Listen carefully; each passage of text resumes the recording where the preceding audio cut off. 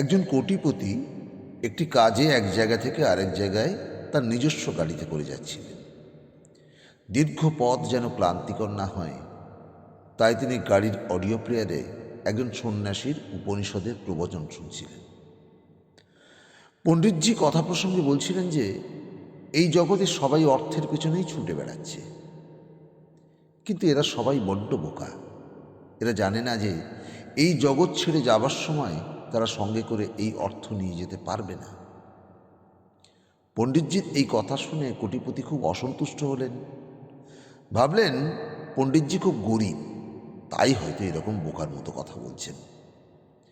তিনি তার অফিসে ফিরে গিয়ে তার সব বর্ষিয়ান কর্মচারীদের ডেকে বললেন সবাই যেন তাকে একটি উপায় বলেন। উপায় হলো এই, তিনি মৃত্যুর পর কেমন করে তিনি তার জমানো সব অর্থ নিয়ে স্বর্গে যাবেন। সবাই বুঝলে টাকার অহংকারে মানুষটার মাথা খারাপ হয়ে গেছে, তাই একে এড়িয়ে চলাই শ্রেয়। অন্যদিকে কোটিপতি উপায় খুঁজতে লাগলেন। একদিন এক পাগল সেই কোটিপতির অফিসে এসে হাজির। অভ্যর্থনা কক্ষের দায়িত্বে থাকা অফিসারকে তিনি জানালেন তার কাছে এই প্রশ্নের উত্তর আছে। সে লোকের সঙ্গে কোটিপতি দেখা করতে রাজি হলেন। সেই পাগলটি এসেই প্রথমে জিজ্ঞাসা করলেন, আচ্ছা, আপনি বিদেশের কোন কোন দেশে গিয়েছেন? উত্তর এলো, কোনো দেশই বাকি নেই। পাগল প্রশ্ন করল, যাবার আগে আপনি কি প্রস্তুতি নিলেন?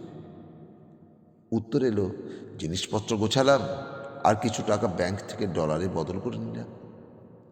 প্রশ্ন এলো, আর ইংল্যান্ডে যাবার সময়? বিরক্তির সঙ্গে উত্তর এলো, নতুন আর কি করব, টাকা খালি পাউন্ড আর সিলিংয়ে বদল করলাম। পাগলটি আবার প্রশ্ন করল, আচ্ছা, টাকা বদল করতে হলো কেন? তিনি বিরক্ত হয়ে কোটিপতি বললেন, কারণ ওসব দেশে ভারতীয় মুদ্রা যে চলে না। পাগল বললে, এই কথাটাই তো আমি আপনাকে বোঝাতে চাইছি। স্বর্গেও এই মুদ্রা চলে না। স্বর্গে যে মুদ্রা চলে তার নাম পুণ্য, আর তার জোগাড় হয় শুভ কর্মের মাধ্যমে। আপনি শুভ কর্ম করুন, পুণ্য মুদ্রা সংগ্রহ করুন, তাহলে আপনি আপনার সব টাকা নিয়ে নিশ্চিন্তে স্বর্গে যেতে পারবেন। সেই ধনী ব্যক্তি পাগলের কথায় ভারী খুশি হলেন। জীবনে এলো তার বড় পরিবর্তন। এখন তিনি দিনের বেশিরভাগ সময় শুভ কর্মে লিপ্ত আর পুণ্য নামক মুদ্রা সংগ্রহে ব্যস্ত থাকেন।